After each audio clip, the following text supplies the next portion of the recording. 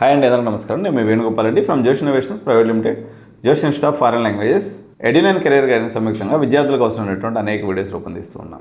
ఇప్పటి వరకు భారతదేశంలో ఉన్నటువంటి అన్ని కాలేజెస్ని ఆపన్న హస్తంతో ఆంధ్రప్రదేశ్లో నెలకొన్న విచిత్రమైన పరిస్థితుల వల్ల మనోళ్ళందరూ బయటకు పోయి చదువుకున్నారు. ఫీల్ గుడ్ ఫ్యాక్టర్ క్రియేట్ చేసినటువంటి ప్రస్తుత గవర్నమెంట్ వల్ల కొంతమేరకు ఆంధ్రాలో చదువుకుంటేనే పర్వాలేదులే అనేటువంటి ఒక వర్షన్లో ప్రజలు కూడా ఉన్నారు. కానీ ఈ డెసిషన్కి వచ్చే ముందు ఆంధ్ర కాలేజెస్ వర్సెస్ తెలంగాణ కాలేజెస్లో ఉన్నటువంటి గ్రౌండ్ లెవెల్ రియాలిటీస్ని ఈరోజు నేను ముందు ప్రజెంట్ చేస్తున్నాను. ఆంధ్రాలో ఏం పాజిటివ్స్ ఉన్నాయి, ఎవరు చదవచ్చు, ఎవరు చదవకూడదు అనేది మనం ఇప్పుడు చూద్దాం. కొన్ని విషయాలు నేను చెప్తున్నానండి. పర్టికులర్గా ఏ కాలేజ్ అయినా మనుగడ సాగించాలి అంటే వాళ్ళు ఫినాన్షియల్ పరిపుష్టత కలిగి ఉండాలి, అంటే ఆర్థిక స్తోమత గట్టిగా ఉండాలి. దాదాపు ఆంధ్రాలో ఉన్నటువంటి 200 చిల్లర కాలేజెస్లో ఒక 10-20 కాలేజెస్ వదిలిపెట్టేస్తే మెజారిటీ ఆఫ్ ది కాలేజెస్లో ఫీ స్ట్రక్చర్ పరాయణం వచ్చేసి 50,000. తెలంగాణలో 175 ఇంజనీరింగ్ కాలేజెస్ ఉంటే చివరి ఇంజనీరింగ్ కాలేజెస్లో ఫీ స్ట్రక్చర్ 50,000. అంటే పాపం వాళ్ళు చైర్మన్స్ ఒక రేంజ్లో నలిగిపోతుంటారు ఫైనాన్షియల్ ప్రెషర్ తోటే. నిజంగా మా చైర్మన్స్ నలిగిపోతారు అనుకుంటున్నారా? ఏమి నలగరు. ఫ్యాకల్టీ జీతాన్ని కత్తిరించేస్తారు. ఎప్పుడైతే వాళ్ళకి అదేమంటే వాళ్ళకి ఫండ్స్ లేవు, అంతా రీఎంబర్స్మెంటే, 100% రీఎంబర్స్మెంట్. పంచాయతీ డబ్బులు కట్టేవాడు ఎవడు లేడు. ఉన్న 50,000 కూడా గవర్నమెంట్ ఇచ్చినప్పుడు తీసుకోవాలి. ఎట్లా చేస్తున్నారు, రన్ చేస్తున్నారు ఈ షో అని మా తెలంగాణ చైర్మన్స్ అందరూ ఆశ్చర్యంగా చూస్తారు ఈ వీడియోని. నేను చెప్తున్నా ఎట్లా ఆంధ్రాలో ఉన్నటువంటి మా కాలేజీల పరిస్థితి. ఉంటాడు ఒక ప్రిన్సిపల్, స్టాండర్డ్ ఫిక్స్డ్ శాలరీ 1,10,000. నేను చెప్పే సూపర్ డూపర్ కాలేజెస్ గురించి మాట్లాడలేదు. మళ్ళీ గాయత్రి విద్యా పరిషత్తులు అట్టుంది, ఇంకా అక్కడ ఉందని మళ్ళీ కామెంట్స్లో చంపేయద్దు. నేను 1 to 5% ఎగ్జామ్షన్ ఉంది, వాటిని వదిలేద్దాం. వాళ్ళు ఎలాగో ఎక్కడున్నా పెర్ఫామ్ చేస్తారు. బాగా మంచి కాలేజ్ అంటే ఇంకో డాక్టరేట్ని పెడతారు ఒక్కొక్క బ్రాంచ్కి 55,000 హెచ్ఓడి శాలరీ హైయెస్ట్. బాగా ఒక 5-6 ఏళ్ళ ఎక్స్పీరియన్స్ ఉండి కాలేజీలో పనిచేస్తున్నటువంటి బాగా నమ్మకస్తులైనటువంటి వానికి 35,000, ఫ్రెష్గా జాయిన్ అయిన వాళ్ళకి 20,000 నుంచి 25,000. ఈ శాలరీస్లో ఎక్కడ వాళ్ళు ఎలా బతకాలి, ఏం చేయగలరు? సరైనటువంటి ఫ్యాకల్టీ లేకపోతే కాలేజ్ చెప్పలేరండి. సేమ్ దీన్ని మనం తెలంగాణతో అన్వయించి చెప్తాను నేను ఇప్పుడు మీకు. మా దగ్గర కొన్ని డబ్బా కాలేజెస్ ఉంటాయి, డబ్బా కొడుతుంటారు వాళ్ళు. ఎవరనేది మీరు కూడా తెలిసిన వాళ్ళు అర్థం చేసుకోండి, లేకపోతే వదిలేసేయండి. కానీ but majority of the colleges, ఇక్కడ టాప్ 30 కాలేజెస్ వరకు కనీసం టాప్ 30 కాలేజెస్లో 50 మంది డాక్టరేట్స్ ఉన్నారు ఒక కాలేజీలో. ఎట్లా? నేను ఆంధ్ర వాడినే. ఇజ్జత్ పోతుంది మన కాలేజీల పరిస్థితి, ఇజ్జత్ పోతుంది మిత్రమా. ఏం చేయలేము. ఇప్పుడు ఎడ్యుకేషన్ అనేది ఒక రాష్ట్రానికి ఆస్తి. దివంగత ముఖ్యమంత్రి రాజశేఖర రెడ్డి గారు ఫీజు రీయింబర్స్మెంట్ ప్రవేశపెట్టారు. ఆయన పెట్టిన ఉద్దేశం ఏమైందో కానీ లాస్ట్కి వచ్చేసరికి అందరూ బాగానే ఉన్నారు, మనమే ఏడదాకా పోవాలో ఆడదాకా పోయింది.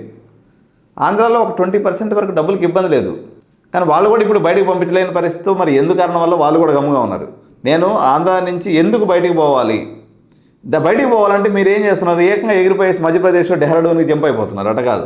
ఇప్పుడైతే నేను ఈ యాంగిల్లో ఇంత పరిశీలనగా ఎప్పుడు చూడలేదు. కానీ ఈ మధ్య ఒక జిల్లా పర్యటనకు పోయినా నేను, 2-3 జిల్లాలు. ప్రత్యేకంగా ఇది ఒక 3 months బ్యాక్ జరిగినటువంటి ఇన్సిడెంట్ అనమాట. ఇప్పుడు ఫ్యాకల్టీ శాలరీస్, ఎందుకంటే విద్యా బుద్ధులు నేర్పించేది గురువు. గురువుకి శాలరీస్ లేవు. 25,000 తీసుకొని మీరు హైదరాబాద్ లెవెల్లో ఉన్నటువంటి వాళ్ళు ఒకసారి ఆలోచించండి.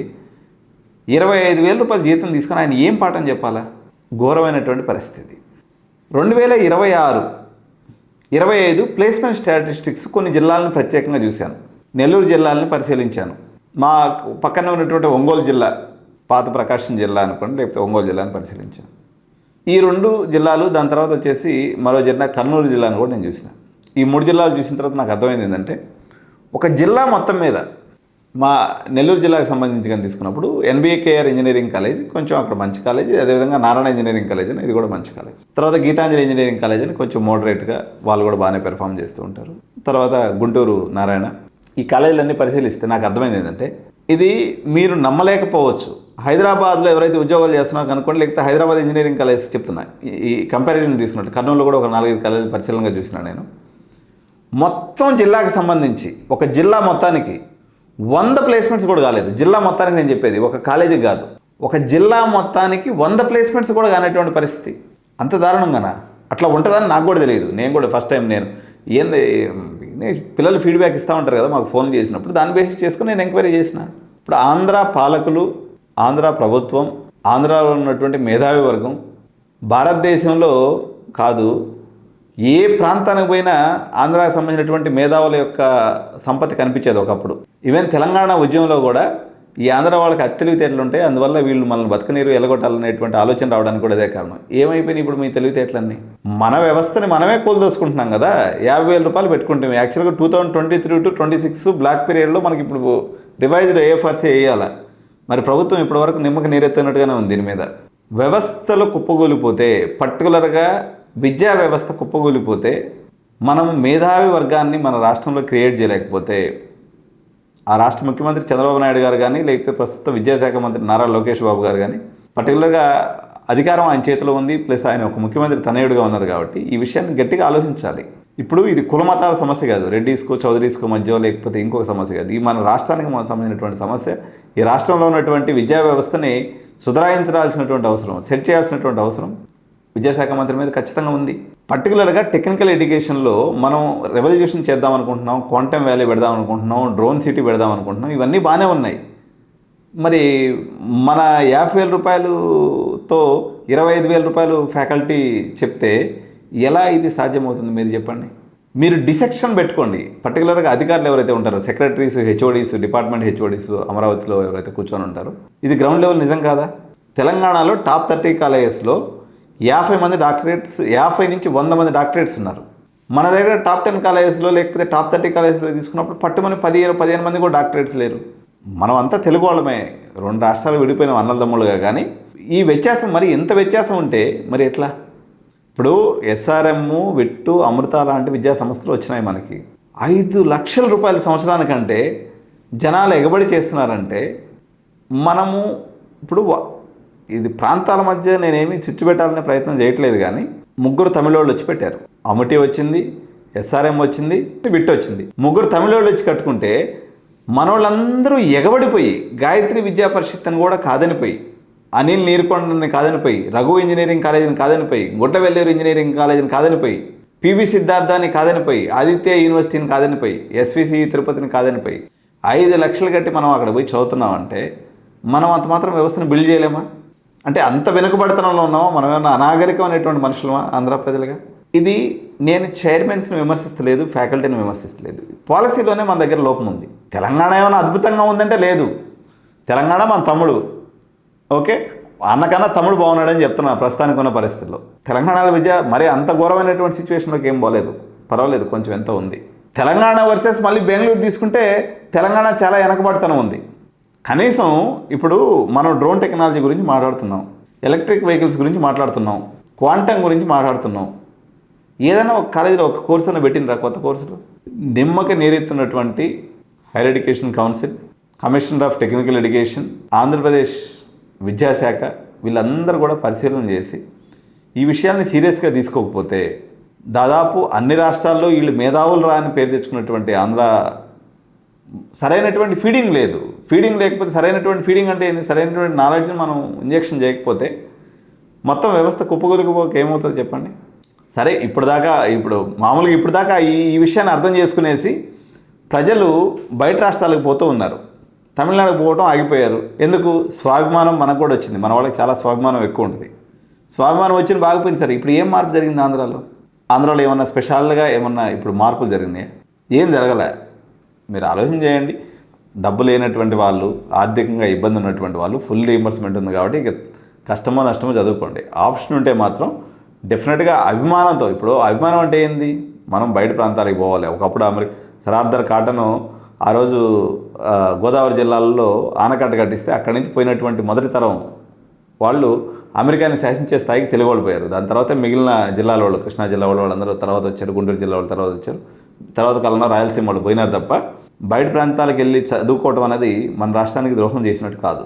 మన దగ్గర ఆ పరిస్థితులు లేవు. రాజకీయంగా కానీ లేకపోతే ఇతరితర కారణాల వల్ల, కులాల కుమ్ములాటల వల్ల మనం అప్పుడు ఏదో తెలియనటువంటి ఒక పరిస్థితిలోకి నెట్టివేయబడ్డాం. వాళ్ళ రాజకీయాల కోసం వాళ్ళు కొట్టుకుంటారు. యాజ్ ఏ పీపుల్గా, యాజ్ ఏ ప్రజలుగా, యాజ్ ఎన్ ఇంటలెక్చువల్గా మన డెసిషన్ మనం తీసుకోవాలి. తమిళనాడు పరిస్థితి కూడా అంత ఆశాజనకంగా లేదు. అన్నా యూనివర్సిటీ కాలేజెస్ కొంతవరకు బాగానే పెర్ఫామ్ చేస్తున్నాయి, కానీ మనల్ని సెకండరీ సిటిజన్గా చూస్తున్నటువంటి పరిస్థితి అయితే ఉంది. బెంగళూరు కాలేజెస్ కూడా ఉంది. బట్ హైదరాబాదు అండ్ బెంగళూరు ఇప్పుడు కూడా ఆప్టిమిస్టిక్గానే ఉన్నాయి. అన్ని కాలేజెస్ కూడా మోడరేట్గా బాగానే రన్ అవుతున్నాయి in comparison with Tamil Nadu universities కన్నా అన్ని యూనివర్సిటీస్ కాదు, ఇప్పుడు ఎలాగో వీళ్ళు బెస్ట్ పెర్ఫార్మర్స్గా ఉన్నారు, ఎస్ఆర్ఎం బిట్టు అమృత కానీ రిమైనింగ్ వాళ్ళ సంగతి చెప్తున్నా. హైదరాబాద్ కాలేజెస్ని మనకన్నా ఒక 5 times బెటర్ పెర్ఫార్మెన్స్ ఇస్తున్న కాలేజెస్ అనుకోవచ్చు. బెంగళూరు కాలేజెస్ హైదరాబాద్తో పోల్చుకున్నప్పుడు 10 times బెటర్ పెర్ఫార్మెన్స్. ఎట్లా బెటర్ పెర్ఫార్మెన్స్ అంటే, సో ఇదండి ప్రస్తుతం మన ఆంధ్రప్రదేశ్లో నెలకొన్నటువంటి పరిస్థితులు. ఆంధ్రప్రదేశ్లో చదవాలా వద్దా అనే దాని మీద ఇంతకుముందు ఒక వీడియో చేశాను నేను, ఆంధ్రప్రదేశ్ వర్సెస్ తెలుగు రాష్ట్రాలు వర్సెస్ ఢిల్లీ కాలేజెస్ అని చెప్పేసి. సో అక్కడ వెళ్తే ఫారిన్ లాంగ్వేజెస్ కానీ లేకపోతే ఇంగ్లీష్ హిందీ కానీ బాగా వస్తాయి, కొంచెం కల్చరల్గా మనం ఇంప్రూవ్ అవుతాం. కొంచెం మనకేంటంటే బిడియము సిగ్గు ఎక్కువ ఆంధ్ర వాళ్ళకి, లోపల కళ్ళు కంటారు కానీ చాలా మాటలు బయటికి రావు, నోట్లో నుంచి మాట బయటికి రావాలంటే బహు సిగ్గు. నాకు కూడా మస్తు సిగ్గు ఉండేది హైదరాబాద్కి వచ్చిన కొత్తలో, కానీ ఇప్పుడు అనర్గళంగా ఏది పడితే మనసులో ఉన్న మాట మాట్లాడగలుగుతున్నా. సో మీరు కొంచెం బయటకు వస్తే ఏంటంటే డిఫరెంట్ పీపుల్, డిఫరెంట్ కల్చర్స్ ఉంటాయి. ప్రస్తుతం యాజ్ ఆన్ టుడే ప్రామిసింగ్గా బాగా ఎక్కువ డబ్బులు పెట్టుకోగలిగిన వాళ్ళకి బెంగళూరు మార్కెట్ ఫ్రంట్ రన్నర్గా ఉంది. ఒక 15-20 లక్షలు 15 లక్షలు అట్లా పెట్టుకొని కొంచెం దూరమైనా పర్వాలేదు అనుకునే వాళ్ళకి ఢిల్లీ సెకండ్ ప్లేస్లో. హైదరాబాద్ మార్కెట్లో కూడా మీకు 7-8 lakhs హాస్టల్తో కలిపి అయిపోయే కాలేజీలు చాలా ఉన్నాయి కాబట్టి వీటిని ప్రియారిటీగా పెట్టుకోండి. తమిళనాడులో ఉన్నటువంటి కాలేజెస్ ఎవరైతే ఉన్నాయో, ఎవరైతే బల్క్ ప్లేయర్స్ ఎవరైతే ఉన్నారో, ఎవరు ఈ భారత్ అనుకోండి, లేకపోతే వెల్టెక్, తర్వాత ఎంజీఆర్, అదేది మన తక్షశిల, కంచి అనుకోండి, లేకపోతే వీటికన్నా కూడా హైదరాబాద్ కాలేజెస్ ఏం తక్కువేం కాదు. They are doing their best. నేను చెప్తాను కదా, ఇది సింపుల్గా ఏంటంటే ఫ్యాకల్టీ శాలరీస్ హైదరాబాద్లో నేను చెప్తున్నాను కదా, చాలా కాలేజెస్ యావరేజ్ శాలరీ, ఆంధ్రప్రదేశ్లో యావరేజ్ శాలరీ 23,000 అట్లా ఉంటే అసిస్టెంట్ ప్రొఫెసర్కి, హైదరాబాద్లో శాలరీ 1,30,000 ఇచ్చే కాలేజెస్ కూడా చాలా ఉన్నాయి. అంటే ఎక్కువ అని కాదు, ఉన్నాయి, ఒక 20-30 కాలేజెస్ ఉన్నాయి. వీళ్ళు యావరేజ్ 1,30,000 తక్కువ ఇవ్వరు ఏ ఫ్యాకల్టీకి కూడా, అట్లాంటి కాలేజెస్ కూడా ఉన్నాయి. పరిశీలన చేసుకోండి హైదరాబాద్ కూడా.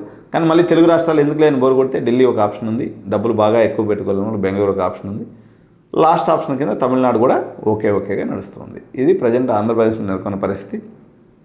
ఆంధ్ర కాలేజెస్ మీద చాలా అభిమానం ఉంది. ఫ్యూచర్లో మీరందరూ కూడా ఇప్పుడు రేపు పొద్దున ఏఎఫ్ఆర్సీలో మంచి ఫీజులు తెచ్చుకోవాలని, ఆంధ్ర కాలేజెస్ ఈ సౌత్ ఇండియా రాష్ట్రంలో దిగ్గజంగా ఎదగాలని కోరుకునే వ్యక్తుల్లో నేను కూడా ఒకడిని. సో ఇది కలగా మిగిలిపోకూడదని, జరిగినప్పుడు అందరికీ మంచి జరగదు. నాకు తెలిసి మన యూనివర్సిటీ బిల్ యాక్ట్ అయితే మంచిది తీసుకొచ్చారు, దానివల్ల కనీసం ఒక 50 యూనివర్సిటీస్ వస్తే మనం కూడా గౌరవంగా తెలుగువాడు లేకపోతే ఆంధ్రవాడు అని చెప్పుకునేదానికి గౌరవంగా ఉంటుంది. ఇప్పుడైతే మాత్రం ప్రస్తుతానికి ఆ పరిస్థితులు అయితే ఆంధ్రప్రదేశ్లో లేవు. దానికి అనుగుణంగా పేరెంట్స్ నెక్స్ట్ కౌన్సిలింగ్లో డెసిషన్ తీసుకోవాల్సిందిగా కోరుకుంటూ, మీకు ఏదైనా సందేహాలు ఉన్నట్టయితే Edu9 అప్రోచ్ అవ్వండి. 9392493924 మా నెంబరు.